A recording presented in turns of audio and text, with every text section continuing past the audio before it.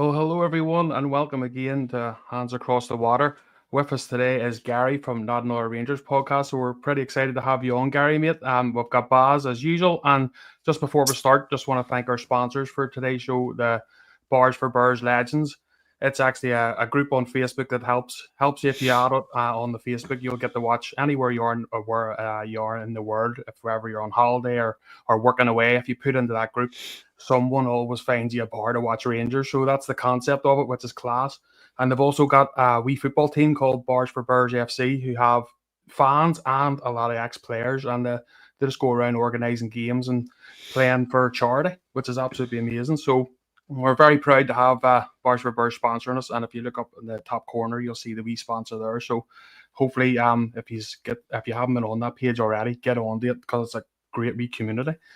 So now that's done with. Gary, how are you, my man? I was with you like a couple of Fridays ago, and you were the host of the show. That's your main job, obviously, at Not Another Rangers podcast, and now I'm the one asking you the question, so it's a bit different today, mate. So, but thank you very much for coming on. No, thank you. This is great. It's to be able to give opinions rather than actually try and tease out opinions from Scott and Ricky on the Not Another Rangers podcast. So I'm looking forward to the chance to actually talk nonsense about something I don't really tactical genius. I'm not, but I will try and give opinions on certain things.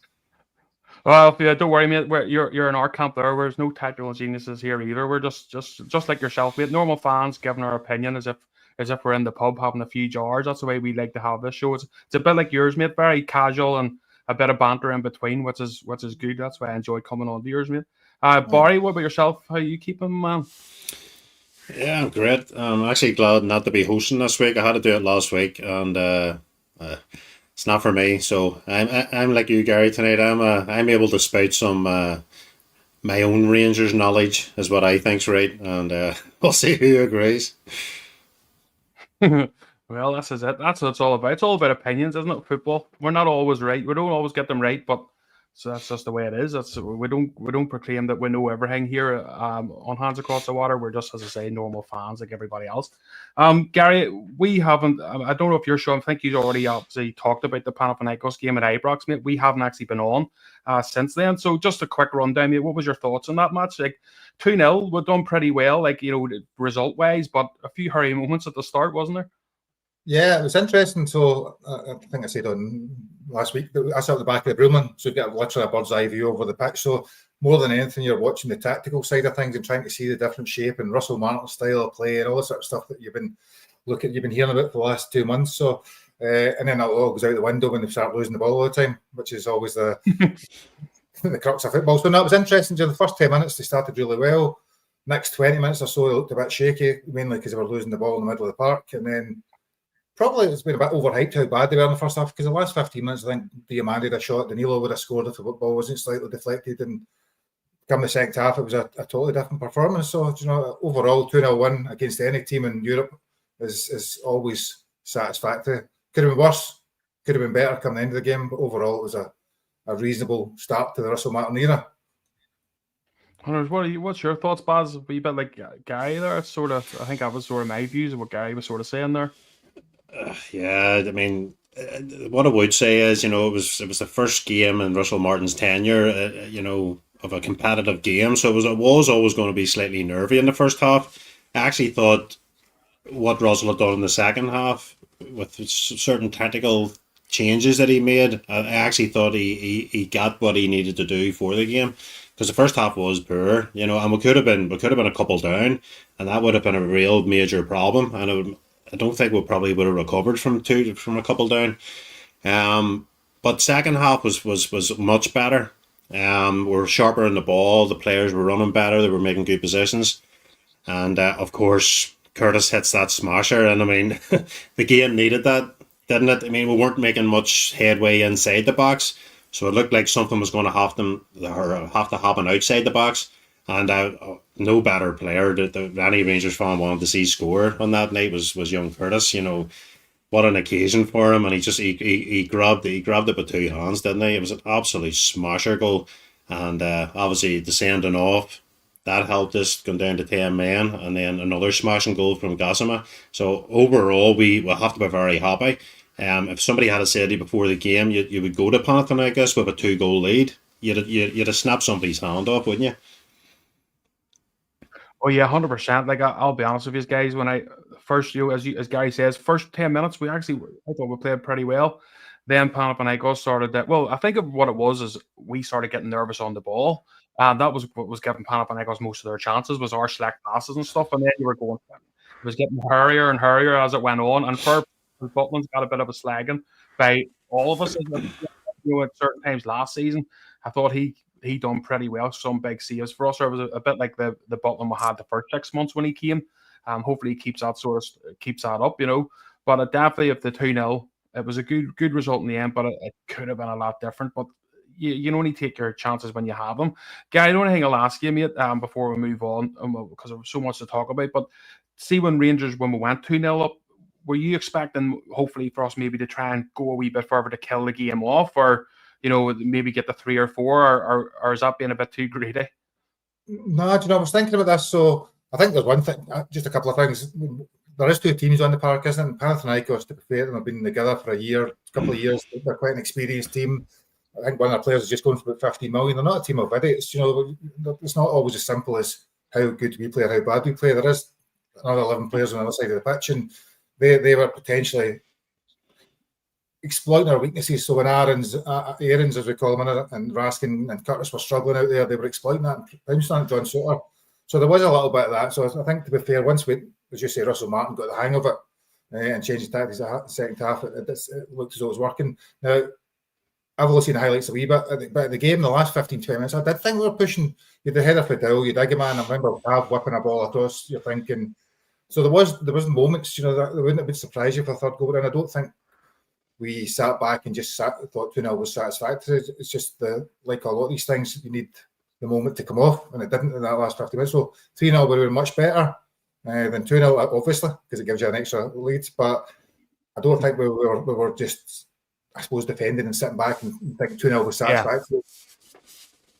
What about yourself, Basla? Were you looking at that killer goal? Or I suppose, like Guy says, he did bring on a couple of strikers and stuff. The Essers and all did come on, so it wasn't as if it was just a pity we just couldn't get that one, that extra one.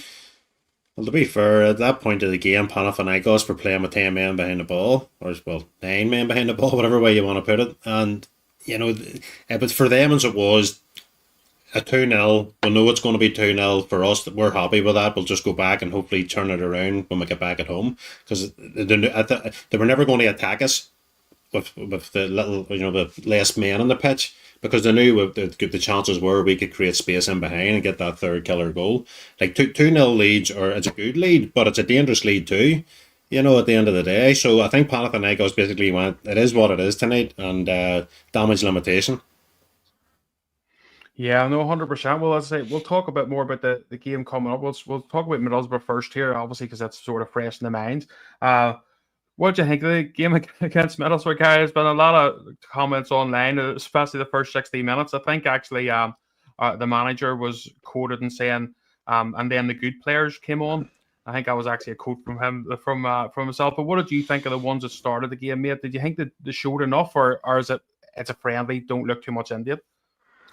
I think it's about both. It is a friendly, so don't look too much. It was effectively 11 guys, or 9 or 10 guys that hadn't played much so far this season. They were on. You had Cortez at right wing back. You had Hutton, who's playing centre back. He's a right back. So it was filling holes as much as anything else. So people get a little bit hung up. I did see on TikTok a Middlesbrough fan talking about the same thing. I think he said that when it got to 60 minutes, the Rangers brought in the good players, as you say, and that's when the game changed and they started to struggle.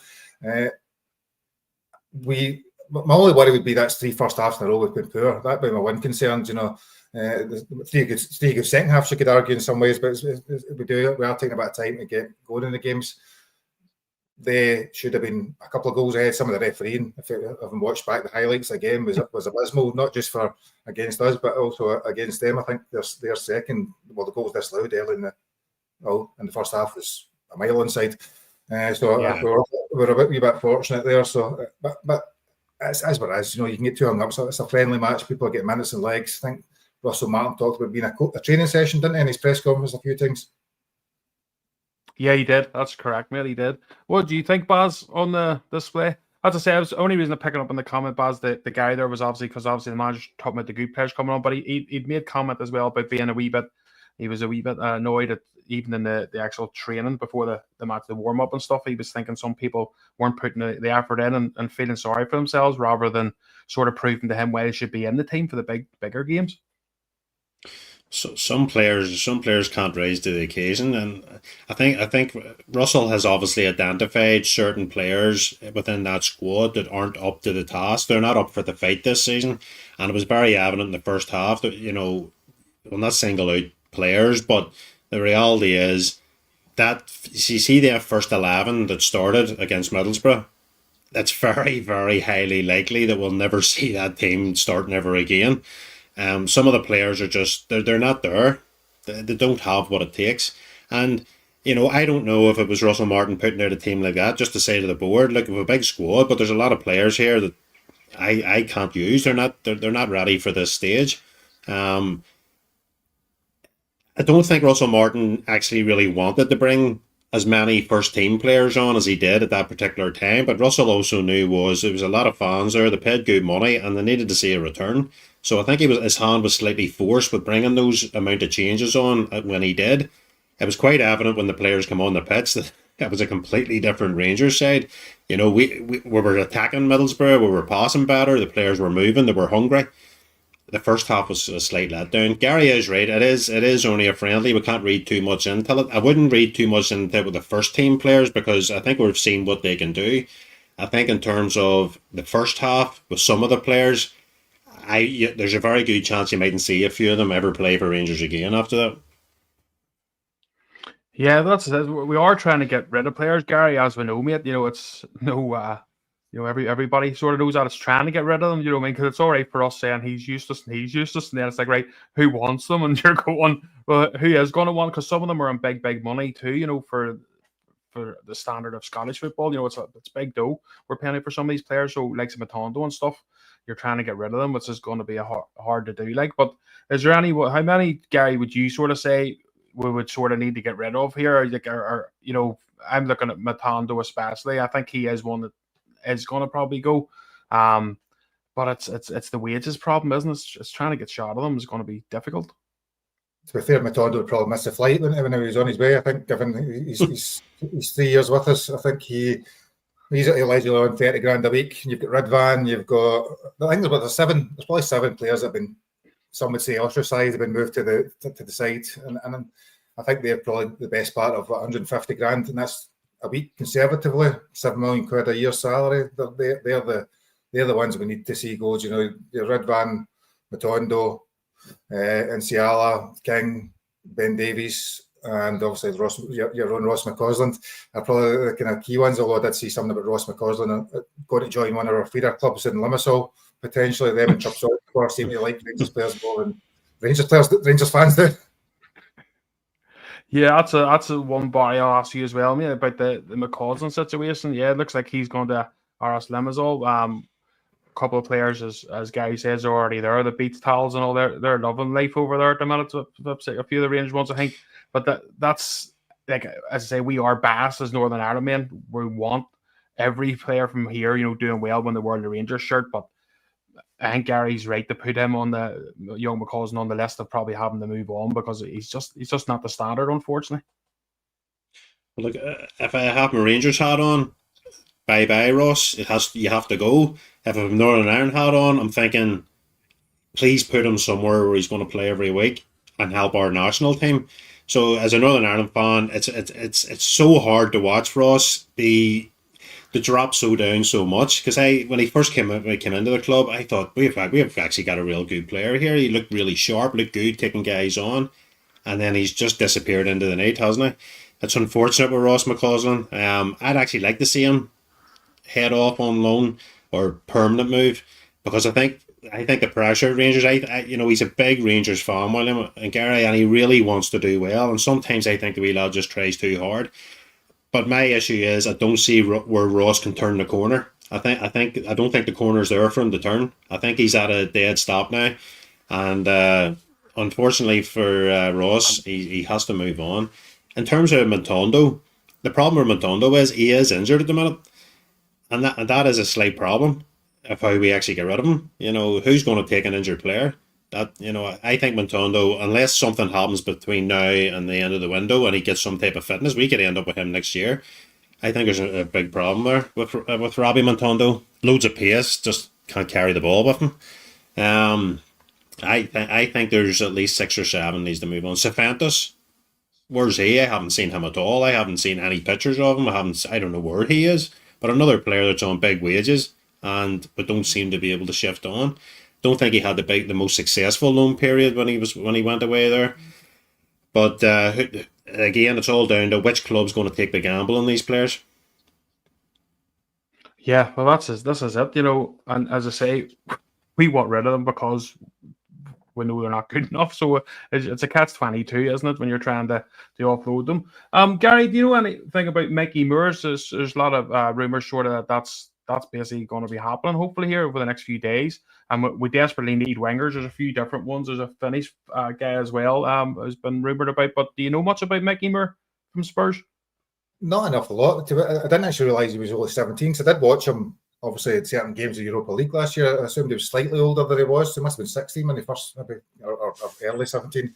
He's obviously highly regarded at Tottenham, pace, winger skill, and they've seen a big future. I think he played quite a few. I mean, for a 17-year-old, he played best part of 20 games, I think, over the course of the season, which is pretty impressive at that level. So my one concern, I suppose, with like any of these type of signs, if you're signing Ant-Man, which is, as everybody knows, is a fantastic name, Raksaki, you've got Gassama, Curtis, even Cortez has still paid $4 million for him recently. Do you know how many players can you have in those positions? I know we do need a few, but Mikey Moore's not going to come up here and not be guaranteed, or some guarantees around playing. Tottenham aren't going to send him up here, so that's a slightly puzzling bit of it all, because no disrespect to him, a 17-year-old will have dips in form, and whether they're ready to play a tough, rigorous season in the SPL, I'm not sure. What about your thoughts, Baz, on the Mickey Moore connection? Gary makes a great point there. He's not coming up here to warm the bench up, because Spurs will not be loaning him out unless he's getting game time. And again, Gary's right again. What if the young lad doesn't play well? What if he doesn't put in good performances? What is the agreement with Rangers and Spurs? This happened before by a player from Liverpool a number of years ago, and in his contract he had so many games to play, and he didn't hit the heights. But I can't remember his name. Remember the young fellow from Liverpool they brought up? I was trying to remember who he is, isn't it? I can't remember his name, but he never hit the heights. But we were contractually bound that this guy had to have so many games, and we were playing a player every week that didn't make the grade. So I'm hoping there's nothing untoward like that going on, because it could hinder some of the actual better players that we have. But I haven't seen much of him. I done a wee bit of research this afternoon there when I heard the name. He looks exciting. He looks good. But again, you come up to the pressure cooker at Ibrox, you just never know. Yeah, no, 100%. Just someone's put in their Rangers of saying Ant-Man, the Finnish winger, but I don't know. I'll have a wee look at that there, because I can't confirm that yet. I haven't actually looked at my phone or anything in between this, so I'll have a look while you're answering some more questions. But just quickly as well about Ant-Man as well. As it's a rumour at the minute, I'll have a double check here, but his numbers look really good playing for the Finnish national team and stuff. So, and as Gary says, how many can you have? But we definitely need a few, because at the minute you're playing like Zadal right wide, what I mean? And I don't think that's probably for the foreseeable, if we're being honest. Don't want to go too hard in Dal, because we've got a bit of a slagging for going too rough for them. So we'll not go too far this time, Baz, but you know what I mean? But you definitely need to make a few signings. Well, for me, we couldn't sign enough wingers to get Dal out of the team. People can slag me all they want. He's just not my type of player. Yes, Ant-Man, again, it's another one, William. You sign players, you don't really know to the start. You don't know until they get into the games how good they're going to actually be. I've mentioned this before. We brought in Aaron Ramsey one time at Juventus, Welsh international, meant to be a superstar, and he never cut it at Ibrox whatsoever. So every signing's a gamble for every club. It doesn't matter where you are in the world. You're not guaranteed, but going by stats and going by that, yes, you can only be impressed. You can only hope that he comes in and has the immediate effect of like Gassama, who the Rangers fans have taken to absolutely straight away. He scored that wonder goal and everybody's absolutely loving him. It's like anything when you sign for Rangers. If you work hard and you put the effort in, the fans will give you a bit of time. But you don't get too much of it, unfortunately. But yeah, I don't know. We'll see. But Gary makes a point. When you have that many wingers, who's going to start? Which players are willing to sit in the bench? You could argue that when the players that are picked in the first team, they have to play well, or the guy behind them is going to be getting a start. So that's healthy as well. Yeah, no, 100%. And I think the problem for us, Gary, has been in past seasons, we've had good players in certain positions. Not a lot of them, like what I mean. But we haven't had the options from the bench to bring them on. To have these other players looking over their back and going, fuck, if I don't put it in today, there's someone as good as me or better can come on that pitch. And hopefully, if we do, mate, that's something that'll push the whole team on, because there's a lot of games to be played. Yeah, no, I mean, you're looking at a 60-game season. Hopefully, if all goes well in the cups in Europe. So you do need a level of players. I think that the challenge is, to me, not necessarily about who they are, because I don't know. I've never watched in my life before you start looking at stuff today. I know a tiny bit of Mikey Moore. I don't know Gassama or Gassam or whatever they call him in the Rangers commentary.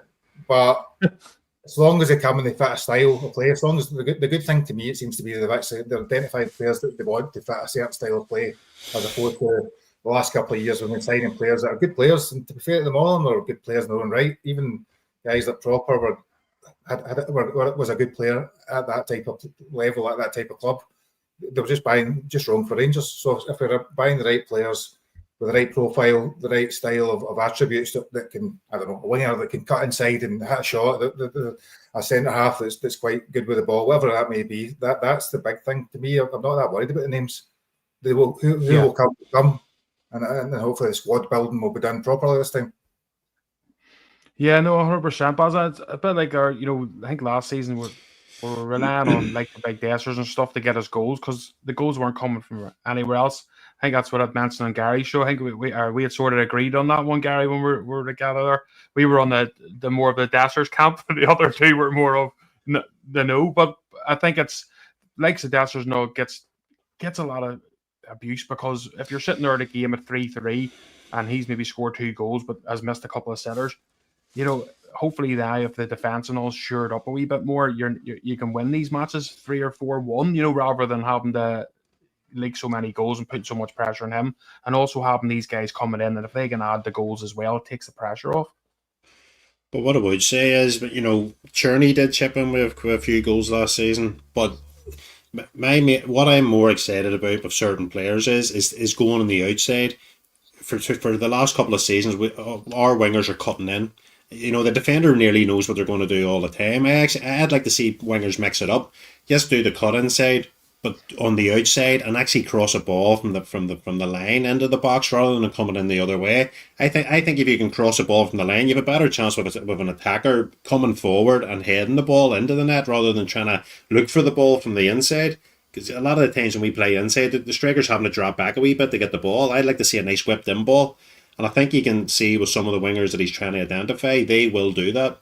Gassam has been doing that. He's cut in. He's scored a cracking goal from the cutting inside, but he's also taking players on the outside. So the fullback then gets confused. Is he coming in or is he going on the outside? So the fullback stands to step off a wee touch. I think last season the fullbacks basically knew that wasn't going to happen, so it was just trying to stop the inside. If that makes sense. No, it makes it. Well, I think that's what the problem was with McCausland, because when McCausland his first few games, he was playing well to start, but the problem is he became very predictable. And instead of changing up your game, then when you're playing these teams 4 times a season, sometimes you're playing your Hibs, your Motherwells, and they get to know how you're playing. And that's the sort of, he couldn't change up his game. He was very predictable, and they sort of knew he was going to do a cut in. I think when we were watching the games, we're going, right, go ahead, cut it, just waiting for him to do it. And he eventually did, lost the ball. And then, it's all about, yes, you can play well first few games and coming in and stuff, but it's how you adapt your football as well. Do you know what I mean? And that's what I'm saying about the fullbacks being on the back foot, not knowing where you're going, and that adds another dimension to your play. Because when the fullback's not too sure what way he's going to go, it gives you a better chance of getting past him and getting the ball into the box. Yeah. Well, we'll move on to a big match here against Panathinaikos, the away game. Now, I don't think we're playing at their ground. I think it's they play at a different stadium in Greece when they're playing European matches at the minute, but still going to be a tough place, Gary, isn't it, mate? And if we start the way we have, shaky, and we lose a goal early, it's game on from the start. We're going to have to really this head switched on from the beginning, mate. Yes, it was at 35-degree heat, and probably 3 years could barely walk in 35-degree heat. So running about for 90 minutes is going to be a struggle. I think it's in the Olympic Stadium in Athens, which the one advantage with that is it's a big, large stadium with a running track if it's the right one. So the atmosphere might not be quite as intimidating as it would have been at their home ground. That's the one advantage. I say you still got to play against the heat. You still got to play against the fact that, as Baz says, 2-0 is a precarious lead. Lose one goal and it's all hands on deck. Score the first, the game's done. So it's trying to strike that balance between whether you attack them, whether you sit back and maybe soak all that pressure. And I suppose for us, we're probably thinking more about how's Russell Martin going to play in away games. We've got a phenomenal European record away from home the last couple of years for a reason, because we sat back and we counter-attacked on teams. Now that doesn't appear to be Russell Martin's style from all the stuff you've read. So for me, there's a little bit of trepidation and excitement, I suppose, again, to see how do we do it away from home in Europe now. The one thing Clement could do, and it wasn't much, is he could play away from home in Europe because we were able to just punt the ball over the top quickly and people would run onto it. That worked for him. But if Russell Martin's looking to pass the ball left, right and centre, maybe it doesn't work as effectively in an away game. So that'll be interesting to see the tactical shape we go with. Yeah, 100%. What's your thoughts, Baz, for the game coming up? Like it can go, as Gary says, or you score early, you can sort of relax it. But if it goes the other way, it's panic stations early. Well, Gary makes a great point on the heat. It'll depend how fit the players actually are before. They're still in pre-season mode at the minute, so it'll depend where their fitness levels actually are and whether or not you can attack constantly in that heat. That's a big play for Russell to take that on. I'll be honest with you. I genuinely do think that Russell will go for the first goal. I don't think we're going to play an old Walter Smith tactic of sitting right back and just holding on. I don't think Russell knows how to do that. I don't think he wants to do that. It has its vulnerabilities. If you do attack too high, you can get caught on the counter. But I think that's just the way it's going to be. Hopefully, I think Joe Rothwell is going to be very important. He's going to be hugely important because he's your player sitting in front of the back four, and he's the guy that's going to be mopping things up. So if the guys are attacking, he's your man, he's your go-to guy that's there, and he's just anticipating counters and stuff, and hopefully he can break that up. I actually think on Wednesday night he's going to be our most important player because ball retention is going to be crucial, and distributing it quickly and distributing it in the right manner is going to be absolutely crucial as well. I don't think we're going to see a massive change on Wednesday in terms of personnel. I think the first game you're going to pretty much see the same team. Maybe one or two out, but I would say we'll probably play with the same team. But it's at the end of the day, this is what we're here for. But it's the Champions League, you bring them on, and that's what we do as Rangers. We go. There'll be good numbers there. There'll be a lot of fans there. They'll be cheering the boys on. They'll be enjoying themselves. We do hold a 2-goal lead, so we are starting the game on the right foot. But yes, for me, Russell will. I think he'll attack quite early. I think he'll want to put this game to bed as early as possible. Yeah. No. What's your thoughts, Gary, on the team? Would you go for the same team? Like now, Max Aarons. See, trying not to say Aarons is so hard.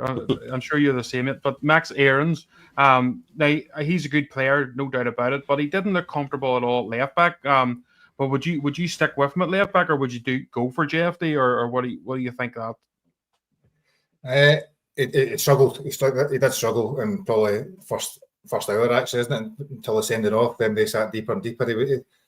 Again, I suppose we were saying earlier on, whether that was a Panathinaikos ploy to let him get the ball, then hit him hard. Because I don't remember them pressing Rothwell or Tav at that along that kind of line. It was really just when Aaron's got the ball.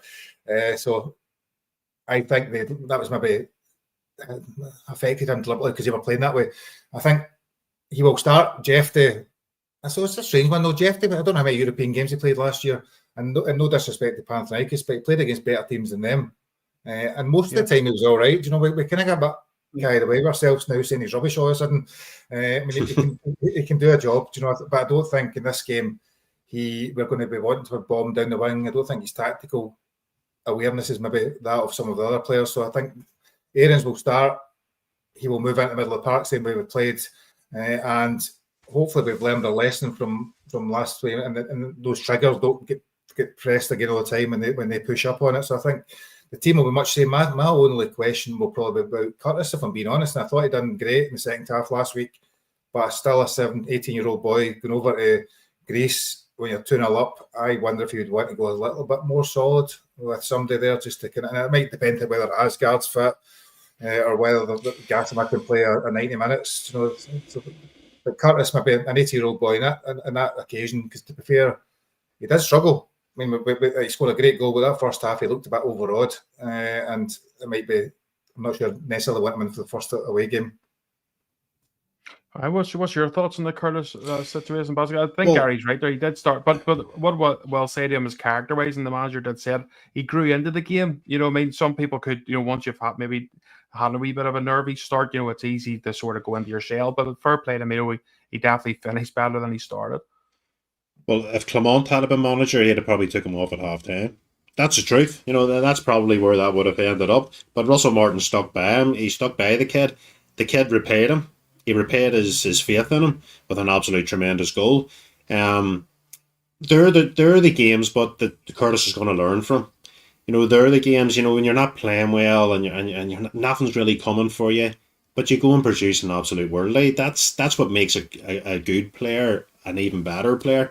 You know, who can dig deep. Some players put their heads down, don't they? And then they start drifting out of the game, and they feel like, oh, this isn't my night. But Curtis just kept plodding and kept going, and I thought it was fair play to him. I actually think games like that probably further on in the season will be what helps the experience, because at the end of the day, you can't get experience by sitting on the bench. You have to be out there, whether you're playing well or you're not playing well. Young players need to learn. Like, at the end of the day, he started off something. We weren't creating anything. We weren't doing really much up top, and Curtis came up with the goods. Yeah, Gary, it's an important game tomorrow. Like, you know, I think if we're being honest, to get to the Champions League, it might be too tough. I know the next round, if we get there, is actually probably a bit easier of a draw than what it would be if we lose tomorrow's game to do Europa League qualifier.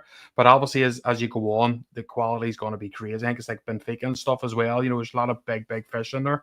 But it's important to get that, at least to guarantee ourselves the Europa League tomorrow, isn't it?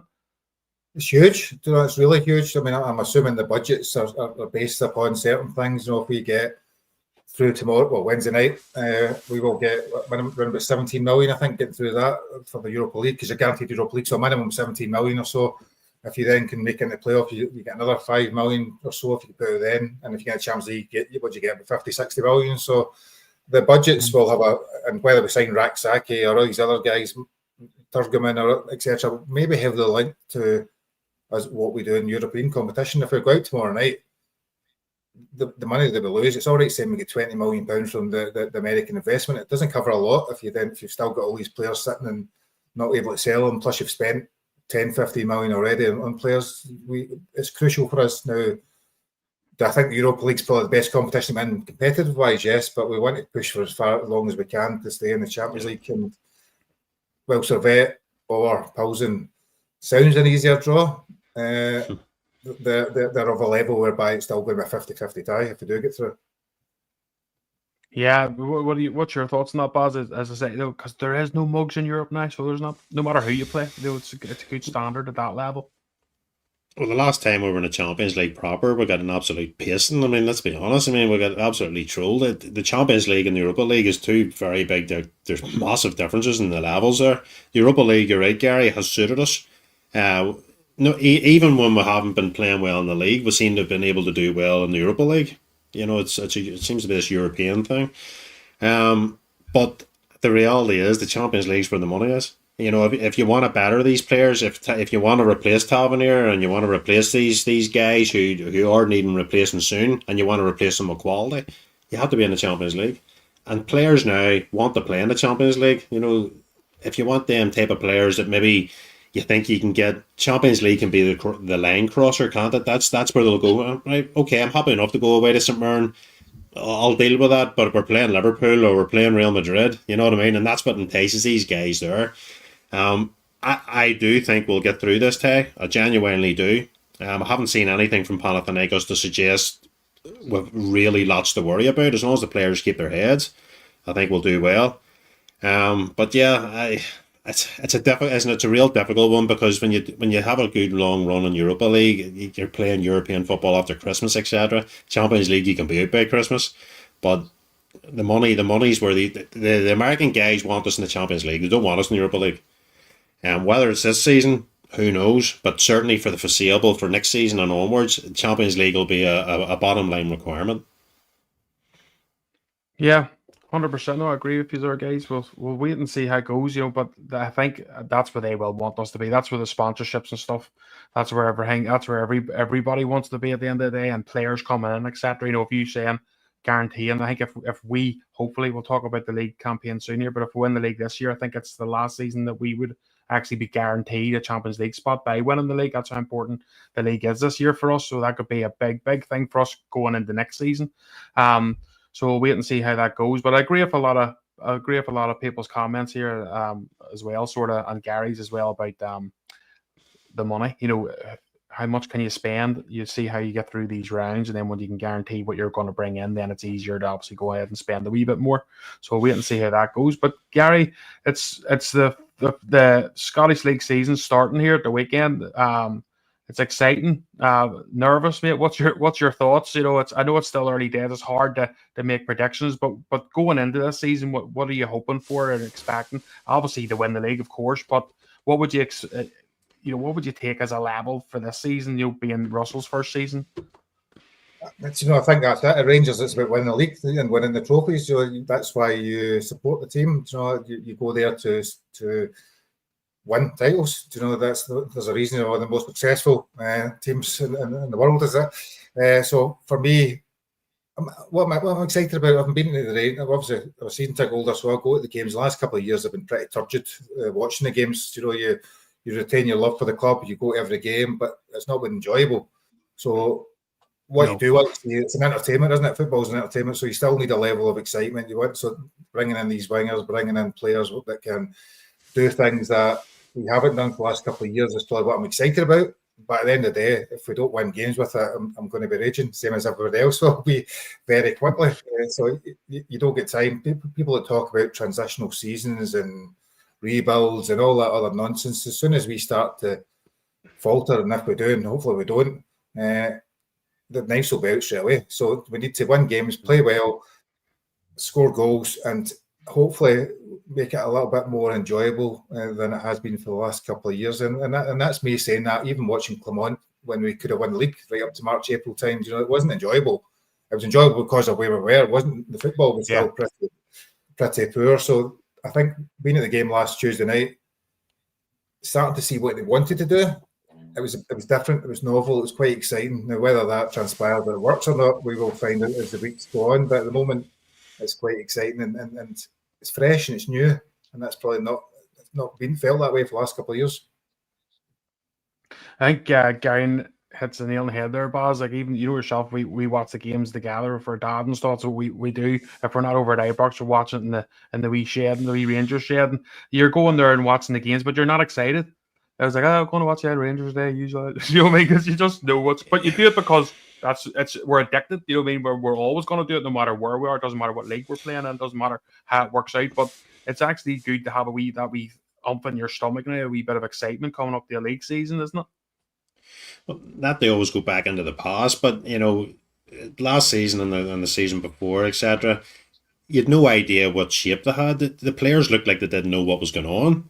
That's the reality. They hadn't a clue, and we're as fans looking at it going, A, B, C, and D doesn't know where to move. They don't know where to be. They don't know what's the aim of the game is to put the ball in the net. Yes, but there has to be a sequence of how you get there, and the players had no idea. They had no clue. What I've seen with Russell's teams early on, although I know there's been certain changes in players and he hasn't had a lot of matches, you can start to see an identity of how we're trying to play. The players seem to feed off that. The players seem to know where each other are. It'll take time for it to fully implement, but I'll tell you one thing, in early signs, if it does fully implement, I think this could be a cracking season for us. We are not far behind. we're not. We've seen it last season in certain games. We were matching a certain team like for like. There was no problem there. It's the away trips to St Mirren and the away trips to Motherwell, which we'll find out this week, where the team's at and how you break them down. You can see with the identification of so many wingers, it's all about getting in behind and trying to create the space with a low block. That's been our problem. But if you have a team that can identify each other, and that's why I was saying about Curtis earlier on, at times we're not gonna look brilliant against these teams away from home, but it's about the perseverance and getting that goal and constantly trying to play the same system and keep at it and keep at it. And I think that'll work for us. In terms of where should we be next season, we should be winning the title. And that's not me saying that, is it? We should be starting every season where we want to win the title. I've heard a lot of stuff, this year if we run them close and we get a couple of points behind them, what's the point in watching them this season if you think like that? Let's just go for them, take them and go hard at it. Because at the end of the day, the Americans say they're going to put money in, they've done that. Russell says you're going to see a completely different team. We're starting to see that. I'm not up for second place. I'm up for take them head on and take the head off the snake and go for it. 100%. What was yourself, Gary? Barry's got us all pumped up there. Let's just go for it straight off the bat. See on that, people get a bit carried away.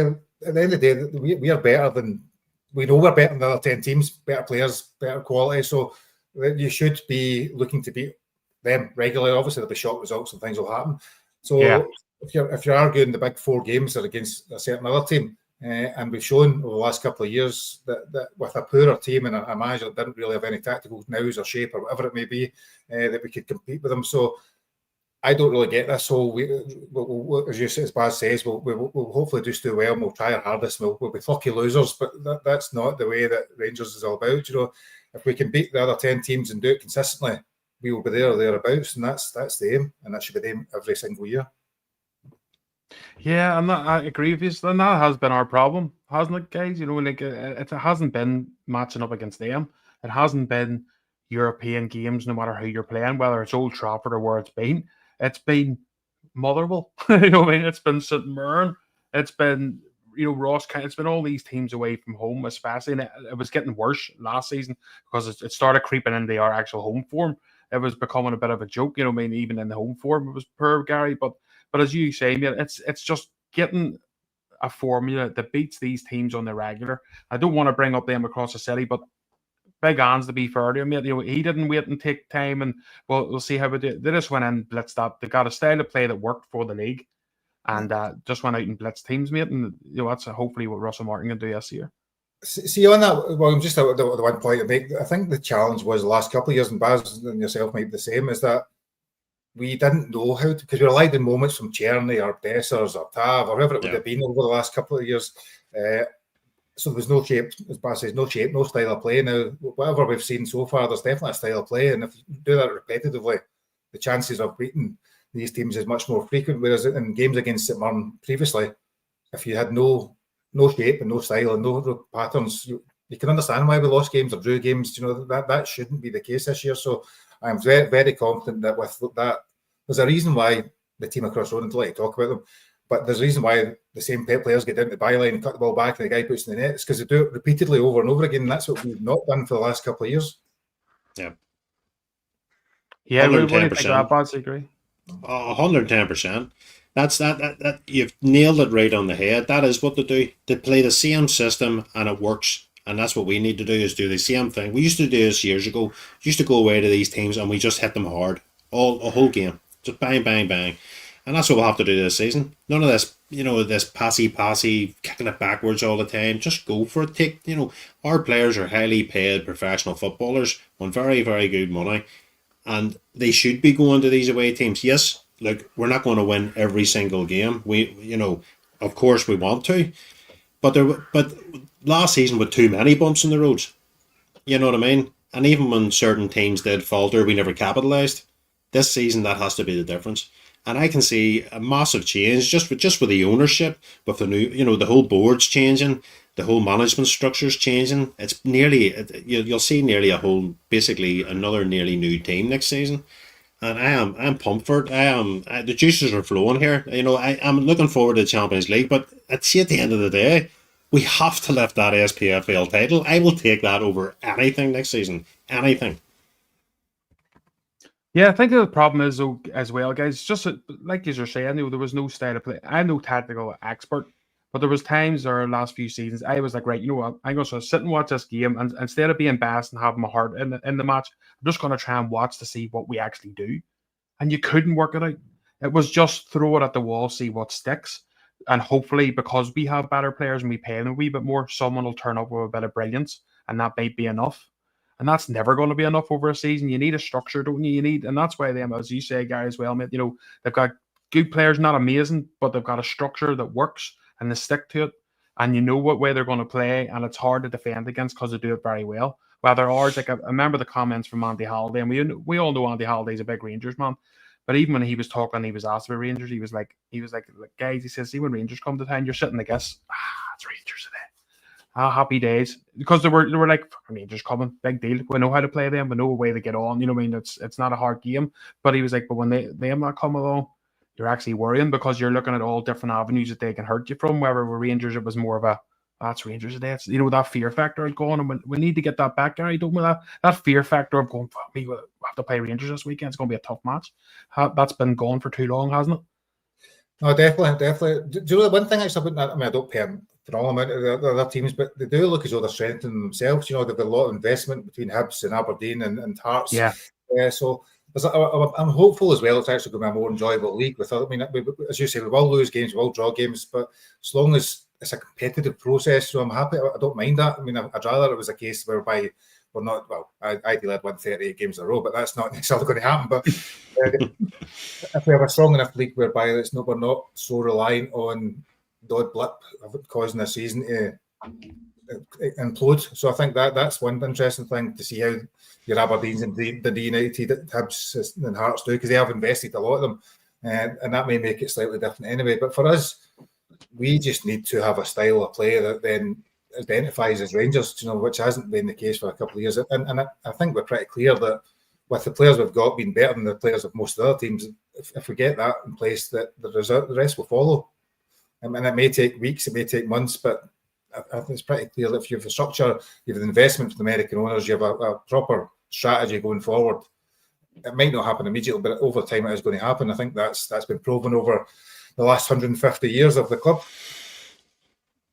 Yeah, what's your thoughts on that? As Baz, same sort of thing, isn't it? Like it's just everything will fall into place. It's just trying to how quick is it gonna happen? Well, if you look at, we're talking about 150 years.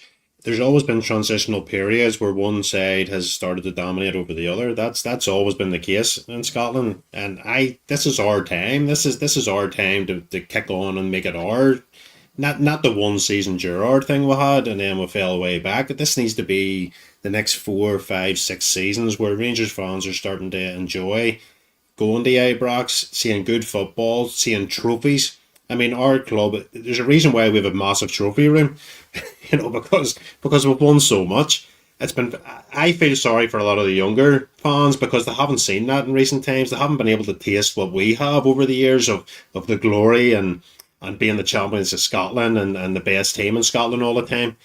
So I'd like to see the younger ones taste some of that, but we have done in the past, and that's going to happen. The structures are right in place. I'm all go out this season. I am so pumping for it. I can't wait to Saturday. I think it's going to be a really good season. I wasn't overly fussing Russell Martin coming in at the start. I think we all got blindsided by wanting that bigger name. I think we were all guilty of it. I think most of us were.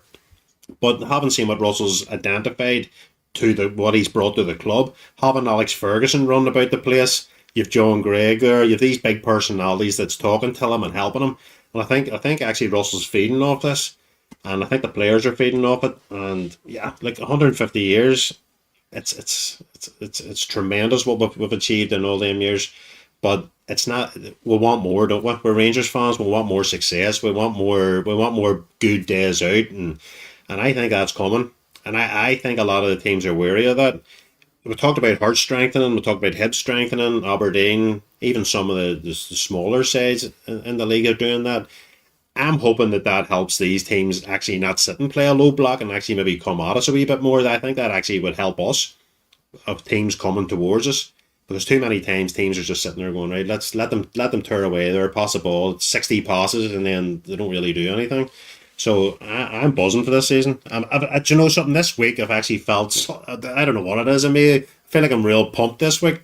And it's not even the Champions League. It's I don't know. It's just a real good feel factor, Gary. I'm starting to feed off the fan. There's a lot of good comments from all the fans. Everyone's starting to get excited. And I think that feeding off it'll go right around the whole club. Funnily enough, I don't know if you think the same, but it's identity. It feels like there's an identity coming back that's maybe been lost for the last couple of years, and I think that's what gets exciting again. That, and even if we go back to, I don't know, 98 to 2004-05, when we won the league one year, they won it the next year, and so on. And it was I don't mind if that's the way it goes. I ideally want to win everything, but what you want to do is get something again. Something for the last 10 years, it's not really been anything. It's been just constant negativity with odd bit of success thrown in. Just get back to being a club that is competing, challenging. We're excited to go and see the games, and then what will be from there. Nobody's the divine right to win everything, but as long as we are doing it in the right way, success will follow from there. And that's why I'm excited, Baz. I don't know that it's about the fact there's something new and fresh, and it's coming back to something exciting again. Do you know what it reminds me of, Gary? The Souness era. Because before Souness came in, we had been stagnated for a good while before Souness came in and revamped that whole club. Souness put us on that path again with the 80s and the massive success in the 90s. And then when Advocat came in, it's all sort of flowed together. And I think that's possibly what might happen this season. Is that a fact? The buzz, getting in the end days, they weren't filling Ibrox until Souness really took the bull by the horns. The fans had disappeared. They weren't turning up the games. Now at Ibrox that hasn't happened. Obviously there's a full sellout every week. That hasn't happened. But I think there's something in the air, Gary. I don't know what it is, but you're right. Everybody's feeding off each other. There's an expectation. The identity is crucial. Everybody's excited. And obviously the American owners coming in has really accelerated that, because if they hadn't come in, Gary, there's no way we'd be talking like this. We wouldn't be talking. We'd be just looking at another drab season and hoping for the best. At the minute, there is a hope. There's a hope that we can go on and actually achieve something this season. And I'm really, really hopeful. I'm really looking forward to it. I need to get you some blood pressure tablets, boy, for the season. I'm bouncing today. This man is pumped up. But no, I think it's right. It's that bit of excitement we've been lacking for too long. Look at the last season, lads. We played that game against Hearts at the start of the season. We were crap. We were awful. I don't know how Hearts did not beat us that game. Then we got a pacing at Parkhead, and rightly so. Everyone's going first month in.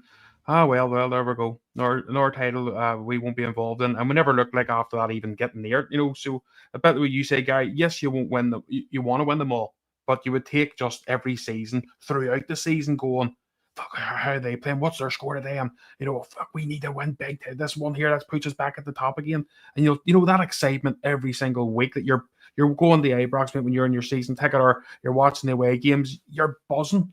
Rather than just going, I suppose what's these fucking that's a lot again, I think that's what's got us everyone excited. But I'll ask you just before we sort of head off, Guy, would you take, like, we want to do well in every competition. We've done, our Thursdays have been quite good for a while, and obviously our weekends have been quite poor. Would you take maybe not as good Thursdays, but better Saturday, Sundays? So long as, well, it's a double-edged question. It's so difficult to answer, because not so good Thursdays mean that if we win the league this year, we don't get the good Tuesdays and Wednesdays, isn't it? Because you don't get the guaranteed Champions League. So I don't think you can answer one way or the other. I think fundamentally we want to win the league. So I would take getting to the Thursdays and them maybe not being as glorious as they've been in the last 5-6 years, and winning the league. That would be the ideal one, but you can't one without the other, sadly, and that's the problem. They do go hand in hand. The league is a priority this year, but Europe's what brings the league in future years as well. And the money, the resources, the coefficient, all that stuff we talk about. Back in the days, remember the days, Baz, we never talked about coefficients and all these things. We didn't understand all that stuff. It didn't matter. It was just about how well you done as a team. Now there's a lot more That's it. science involved in it, and it's you have to do one to get the other. That's where money come into the game so much. Yeah. Absolutely. You see the coefficiency, we have single-handedly in Scotland raised the bar for all the Scottish teams in Europe. But that's the facts. You know, we have done that with what we have done in Europa League over the last 5-6 years. We have held the coefficiency points. It's worked well for us, but it's also give a certain other team a free run, and that's the problem. So that's why it's very, very important for me. We win the title, and we take that element away from anybody else. It's very, very important winning the title. For me, it's not just a matter of getting the Champions League. It's we want to be the most successful club in world club football. We want to be the best. We want to have Rangers at the very top of the tree. And domestically, that's always your best chance of keeping yourself there. So I take the SPFL title over anything this year. I have to be honest. Of course we want the good Thursdays. Of course we do. But that, for me, this season, Gary, it must be the title. It has to be number one priority. And you know, that's it. You know, at the end of the day, I've grown up in an era whereby I've seen title winning success many, many times over the years, and there's nothing beats that feeling. You know, whether it's the last day, the helicopter Sundays, all these things. I go to football with my daughter, and she's never seen that because the year we did win it, we were sitting in the house watching it on TV. You know, so to be with her and actually experience what that adrenaline rush is like is going to be unbelievable. Hopefully, 9 months from now. Well, we'll just go. What we'll end up with, lads, Gary, we'll just ask you quickly your predictions, then, for Panathinaikos and the Motherwell match. So I think Panathinaikos win each. I think we will score an away goal. It reminds me of the Red Star Belgrade game a couple of years ago, whatever they're called nowadays. When we lost the early goal, and Ryan Kent scored an equaliser, and the game just kind of petered out. So I'm going to go with that one each. In terms of Motherwell, I think we'll win 3-1. I think we will go out and we will play well, and I think that we will start to showcase potentially what we've got. What about yourself, Baz? Then your wee predictions. Well, I'll take Gary's predictions all day long. If them two scores come out, sure, it's a brilliant week, isn't it? I think with the heat there, we're not scored too many goals. I think that will be a factor no matter how much we try and attack. I think that might play into things a wee bit. But I do think we can get a goal or two. I'm going to go Rangers 2-1 for Wednesday. And on Saturday, I'm praying for a clean sheet. I'm sick of seeing us concede. So I don't know if it's my heart or my head with this one, but I'm going to go at 2-0. I think a 2-0 away win at the start of the season would be perfect.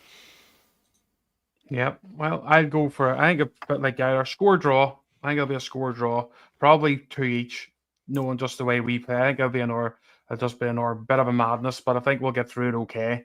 And Motherwell, 3-0. Why not? I'd go for a clean sheet there as well.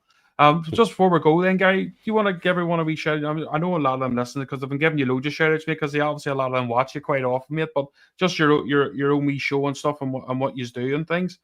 Yeah, so Not Another Rangers podcast is on a Monday and a Friday evening at 8:30. I say William's been on it, Basil will go on within the next couple of weeks as well. It's again a very simple show where we chat about things to do with Rangers. I will basically regurgitate some of this at 8:30, so please join us again. I see a lot of people in the comments from there. So it's a great. It's a fun show. You know, it's just three guys talking about football, and we know no more than anybody else. And I think, as Baz said, opinions. We've all got opinions. Yeah. Some are more stupid than others, but generally speaking, nobody's right and nobody's wrong. 100%. I mean, a bit like ours, isn't it? It's just a casual and have a bit of fun, and we all want the best for Rangers. That's the most important thing. What about yourself, Baz? Saying that's anything to say before we head off, mate?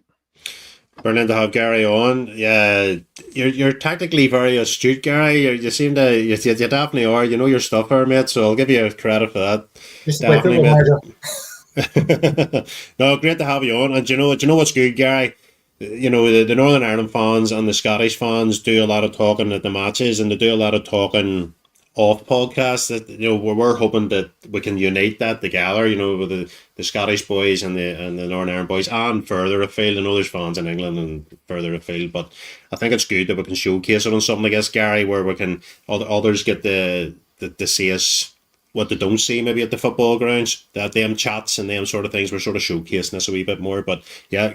great show you do, Gary, and I do watch it when I can. So yeah, boys, get on it tonight. And thank you both, because I've thoroughly enjoyed it. It's been great to be on. Appreciate it. You're welcome anytime, Gary. Anytime, mate. So we are. Just before we go in, thanks everyone for watching as usual, and we'll try and get something sorted maybe before the Motherwell game, Baz, even a couple of hours before or something. We'll see if we can get something sorted. We can't promise that, but if not, we'll definitely be here on the Monday, and hopefully we'll be happy faces. I think the next one we're doing is our 50th show on Heart and Hand, so we might have a special guest on with that. It might be David Egger, fingers crossed, as well. So we'll be able to let you know about that. And just a thanks to our sponsors, Bars for Birds FC. We really appreciate that. And Suzanne for helping us get that sorted. So thank you for everyone listening. And we'll be back with you again very soon.